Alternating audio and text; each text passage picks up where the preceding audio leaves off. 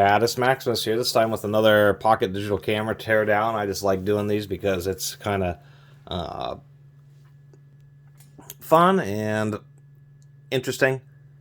All the little mechanical parts, tiny parts. These are about as close as you can really get to watches as far as just super tiny parts and really complicated mechanical systems. Integrated with a bunch of electronics. This happens to be a FinePix F30. 6.3 megapixels, a little bit lower resolution than that Polaroid I just took apart, but this is obviously a much nicer camera just because it's probably 50% heavier, yet has smaller dimensions. Really a dense camera. And Fuji FinePix, excuse me, FinePix. I did actually, man, this one I actually, this was the era where Fuji was using their XD, so their proprietary cards, which was a little bit annoying. Rechargeable battery. What I thought was interesting is just use the barrel plug, charges in the camera, and the battery actually took a charge. So surprisingly enough, this does work. It does have a little mode switch here. We can see the video mode, maximum resolution 640 by 480, so not super great. Just another cheap little $5 item. We'll show the extension. There's the lens, and then there's the zoom. So these are going to have autofocus, so most of these have had two motors in them, one for the focus and one for the zoom and extending the lens, and there's just a lot of neat mechanics in there. It does have a metal lens shutter. Anyway, let's go ahead and tear this one down. And I suppose what I should do is actually have it turned on. Oh, that's actually kind of a trick. It's smart. As soon as you open the battery cover, it automatically retracts. That's actually a neat little feature. Pull out the little battery. Surprised it still works. This camera also took a pretty big hit right here. Anyway, how I like to usually do this is just start going at all the little tiny screws that I can find and pull out of here. Where's my little screwdriver? Somewhere around here. And just start going around removing as many of the exterior case screws as I can find. Don't have any service manuals for these cameras. So it's just kind of about the puzzle of figuring out how to take them apart, and it just gives you good experience, even though you'd say, well, taking apart cameras and taking apart, say, a car transmission, it's actually, usually with cars you have a service manual, and then two, it's just getting used to the process and order of operations and how things are nested and finding out exactly which layer has to come out in the right order. So, I mean, I end up destroying these, but usually I'm actually able to figure out more or less how they were assembled from the factory, at least for their major components. And that's always kind of the fun part about it. These are fine threads. Most of these are fine thread screws. They have a little bit of Loctite on them. I bet there's one. Nope, there isn't one hiding back there. We do have a couple screws on this side which look a little bit odd. Sure enough, these are little tri-wing screws. I gotta try to find a bit for those. Really odd that they'd use two tri-wings on that side where everything else is a normal Phillips. Alright, I found a couple of tri-wings here. We'll see which one fits. I think like Apple's or Apple products use these. It's a little bigger. It's like a 2.5, but this 2.0 seems to be fitting. This is one of the reasons I collect all these tools. I mean, I have a tool channel if you're here watching from just looking at camera teardowns randomly, but I have quite a collection of tools, and this is one of the whole reasons. You know, you run into something like a tri-wing, and you're gonna have a hard time getting that fastener out if you don't have the right size driver. Now, that appears to be most of the screws, and it is, I see, so it's wanting to kind of hinge, and kind of hinges over, and then there is our two little connectors. And then these types of connectors, what we have here,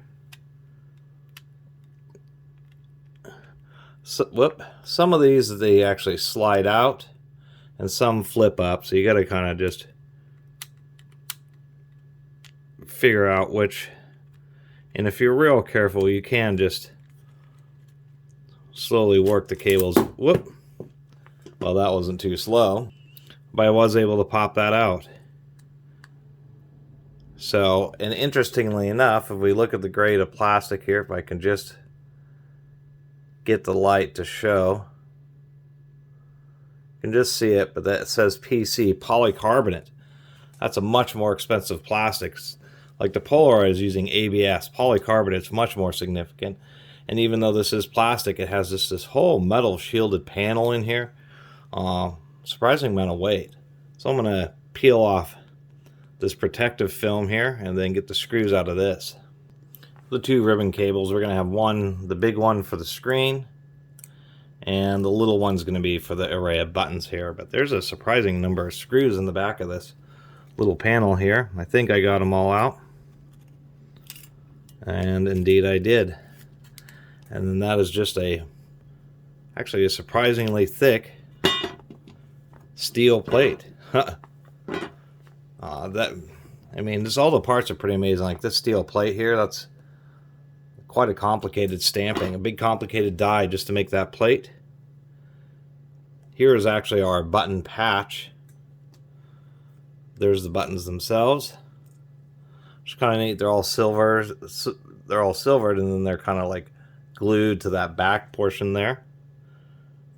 And then here's the little grippy bumps. These go through the case. And then this is our screen, which I assume is, there's even like a little black frame in here. That black frame is glued, and the screen just pops out like that. Oh, that's interesting. It's a Casio screen in the Fujifilm camera. Kind of fascinating, the things you learn. Good to see that they're collaborating with Casio for screens. Just to give you an idea, I have a little pile of 15 screws, and that's just to get the deal with the back, the cover, and I guess the screen and the buttons.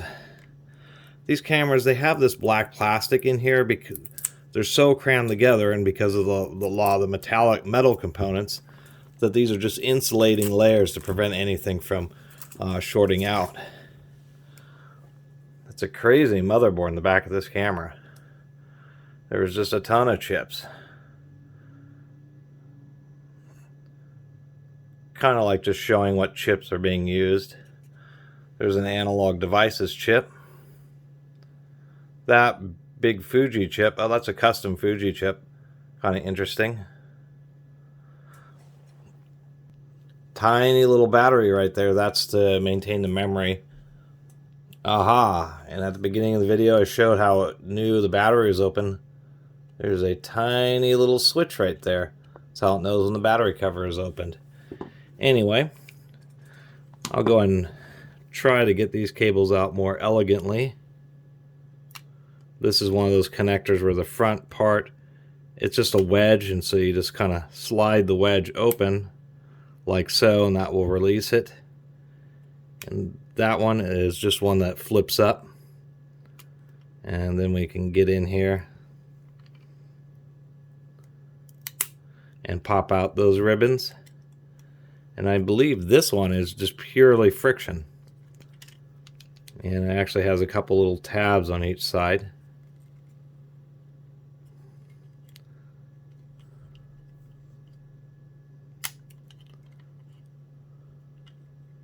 No, the back half of this is what flipped, the back half flipped open on that. And it's a good learning experience for me, getting used to all these tiny little connectors. You know, if I ever try to, fix a cell phone. Never tried to fix a cell phone, but can't imagine they'd be more complicated than one of these cameras. Just because these cameras, once again, just have a ton of moving parts. We'll get the screws out of the motherboard here.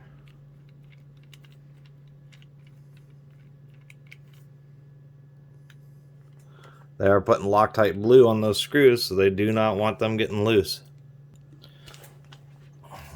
Anyway, got that all dealt with.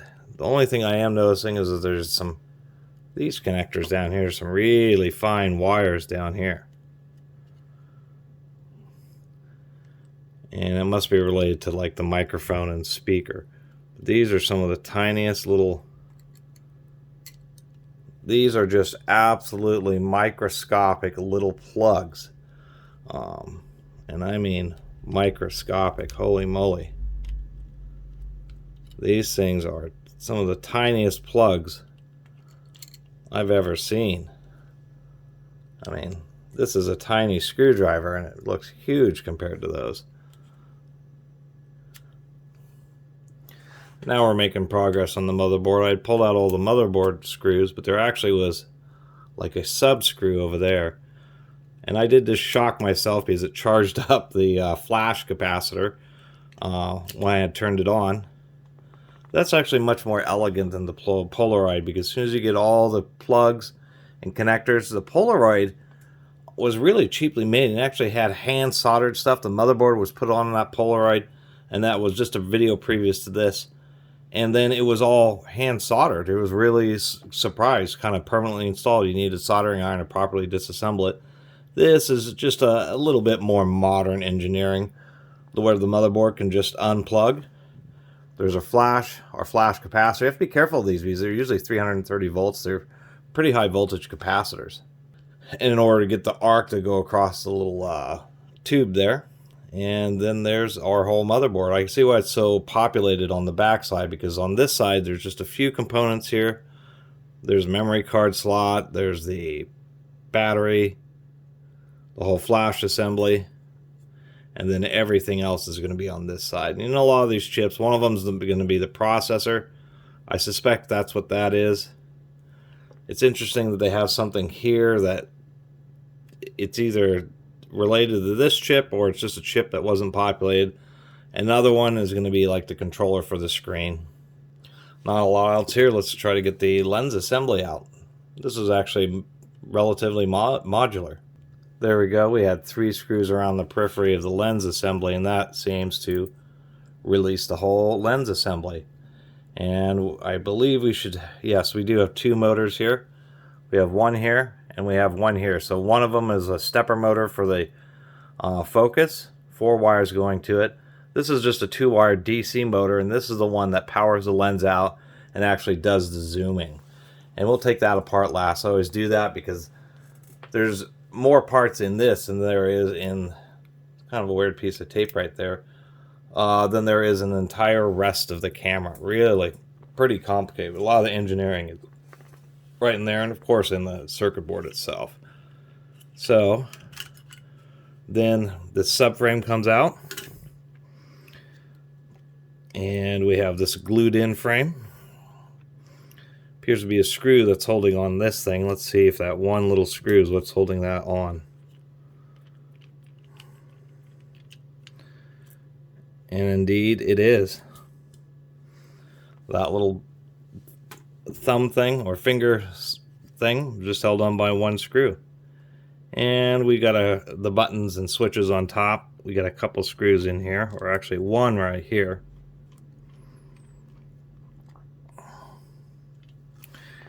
And I see a second one, but it seems to be associated with the rotary switch. Yep, just doing that one screw just allows us to get all the switch gear out of here. This little metal finger is actually under this. I don't think we're going to be able to, because this whole panel is glued to a stamped sheet metal aluminum front case. Here's the switch gear, and it's actually plastic, and then what they've done is like little plastic rivets. There is a screw here, which I assume is what holds on the upper portion of the rotary dial. And it does. There's just our little plastic rotary dial. And it actually uses a little star system to spline in there, so that's pretty positive contact. And then I assume that I can just find a little area to get in between here And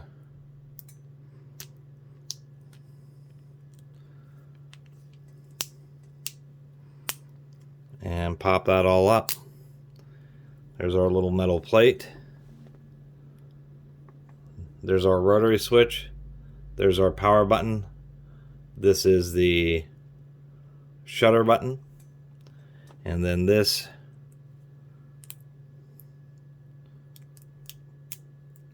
can just peel off of this, like so. And how that mode switch works is there's just a little pair of fingers here, little contacts, and what they're doing is there's one contact is maintaining constant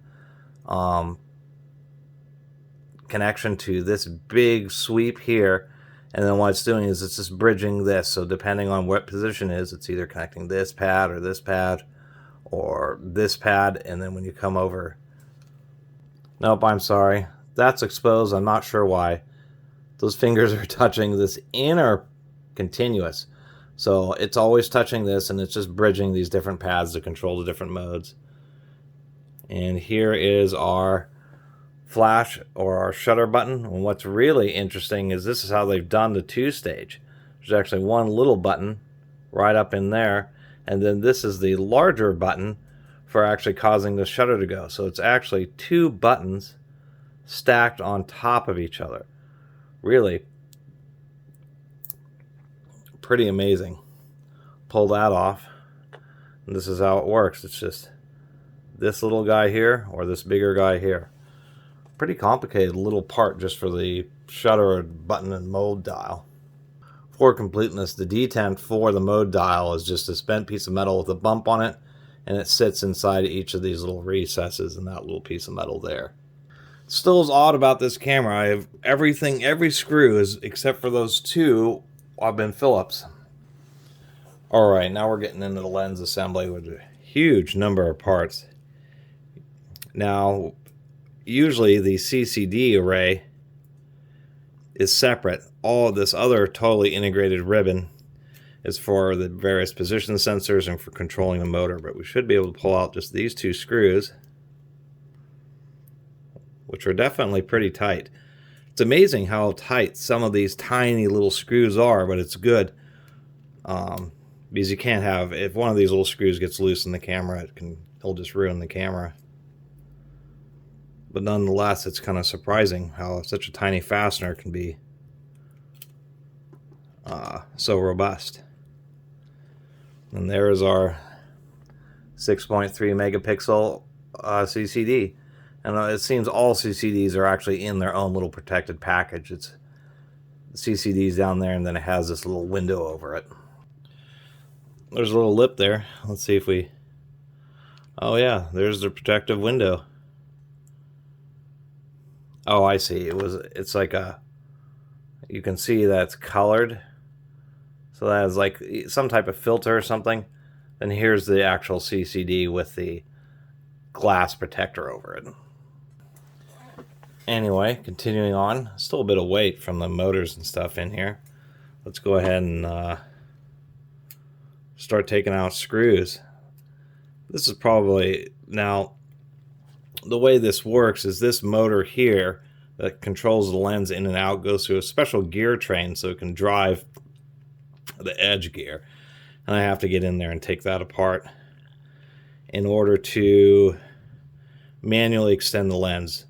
What I have found is that you do need to extend the lens and sometimes retract it in order to properly disassemble the whole unit. I want to try to take this apart without tearing. I usually tear the ribbon cables when I do this portion because you can't, it's hard to figure out the exact magical way that they assembled it. And it really is basically magic how these get these things assembled. Now I wonder if that released that motor, if that was just for this little clip here. It appears that was just for that weird little metal clip, some kind of tension clip, but that motor is going to be screwed in from this side. And we have a little cover plate here. This is going to be the focus motor.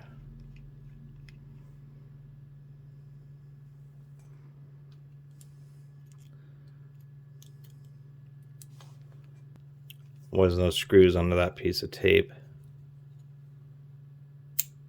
I see. So it had just a little hook, so it needed to be lifted up and then unhooked to get rid of that little plate. Look at that amazing little gear train there. There's the 2 screws holding in the motor, and then we've got quite a bit of reduction. What's interesting is they're actually using a metal gear on the motor, and the final little gear is metal, but they're using nylon in between. And there we go. Now I can get out those 2 little screws. Alright, there's our tiny little focus motor with little bronze bushings in there, or oil light bearings. A couple screws for this gearbox that extends the lens. And we should be able to open it up. And there'll be a ton of gears in here too. Some cameras have like 6 or 7 gears, and the lens extension gearbox just to get the power to go around in a very tight area.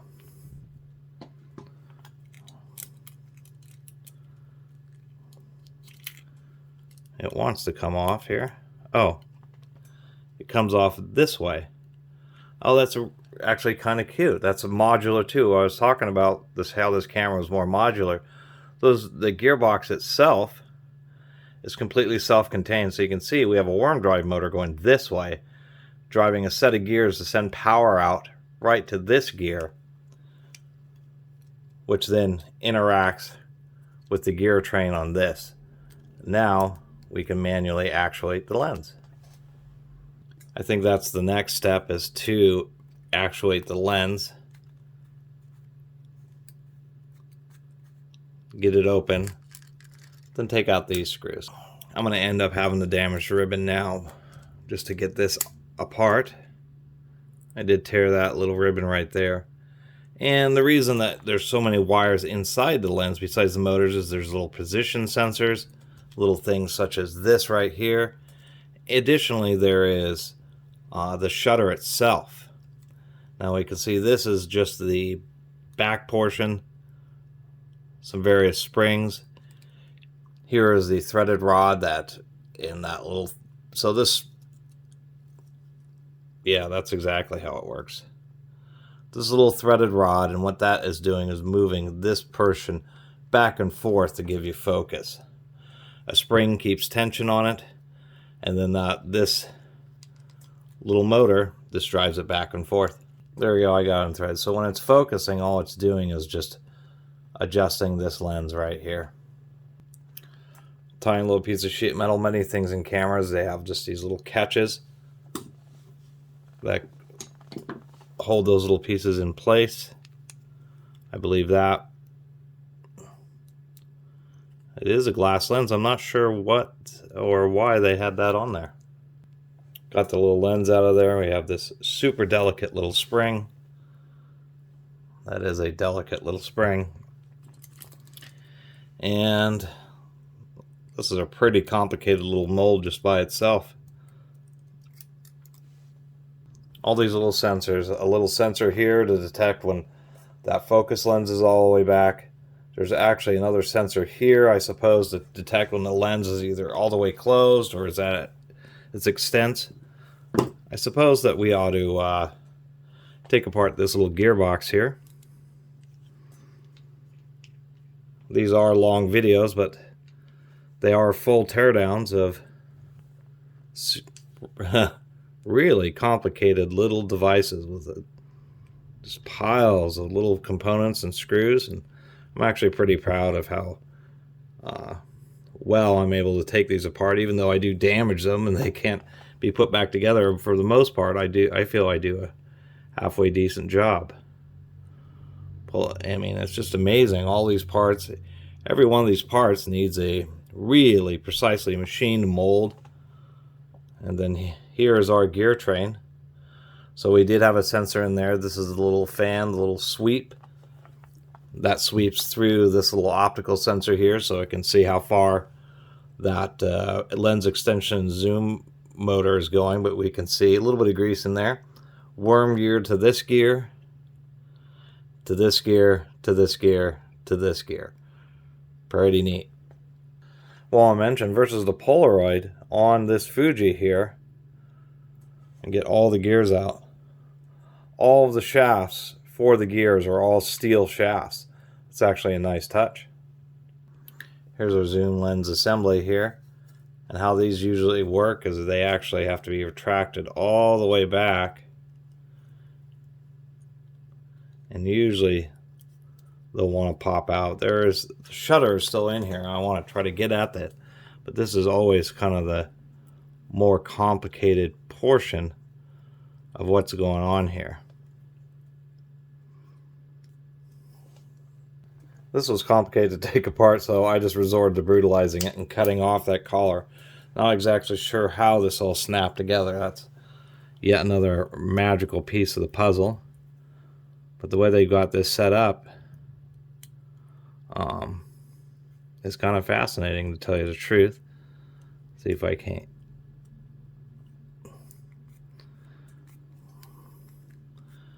There we go. We can see some of the rods moving there. Let me try to get this the rest of the way apart.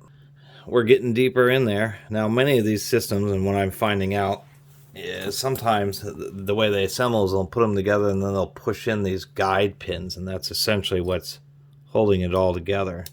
And these guide pins can just be popped out. I mean, all these parts, that's a tiny, tiny little machined part. Swiss screw machine or something is the only way you can make parts like that. Just tiny, tiny little parts.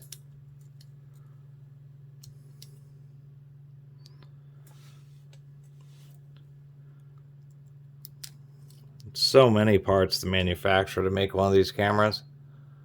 I mean, you think with computer parts or like a graphics card or something, I mean, they have to do the lithography and make the chips, and then they solder them to a board and you're kind of done. And a camera, it's amazing how cheap, really how cheap some of these things are, because they just have all these watch-sized components in them, tons of little machine electronics and machine parts and molded parts. It's just insane. There's also a couple of springs in here. I'm not sure why. Let me disconnect those. And in here we have the shutter assembly with some really microscopic screws. It's interesting that this whole assembly itself is spring-loaded. I wonder if this is also part of the autofocus. Let's see if I can't get those screws out. They may be too tiny for even this little driver. Well, these screws are like triple-aught or quadruple-aught Phillips, because my double-aught is just too big, and I don't believe I have anything that's smaller. Fortunately, triple-aught screws are not particularly strong. That's for sure. And I kind of butchered it because I couldn't get it apart, but this is all these little things that are sliding. They're just super wafer thin, super lightweight. That's actually the shutter itself. And they're designed to be like that. They need to be super lightweight so they can move pretty darn fast. Fractions of a second. This actually had an aperture in there too. That's what these little windows are. That's what this ring is activating, as it's hooking into these pins. Let's see if I can't force it. It's hooking into the pins to be able to open and close this aperture in order to adjust the amount of light. That's actually a nice feature. This Fuji was pretty good. There's another tiny gear to activate it. Look at the size of that gear. We have another gear right here, so there's actually I don't know, there's a little motors in here, but they actually don't spin 360 degrees, which is kind of interesting. Let me try to get this apart. Surprisingly large spring in there. It's actually a huge spring considering how tiny all these other little parts are. There's the final lens. And then there's our... I was able to actually get out this little triple-aught screw Look at the size of that screw. It's just microscopic. Just kind of holding on this panel. So this is actually an electric motor. And what they do is they actually have two coils, one on each side. And that's actually what's driving it. And then this is going to be the coil that actually operates the shutter. Alright, managed to get the motor pulled out. It really is a motor. It's a little tiny permanent magnet motor. Actually a decent magnet in there.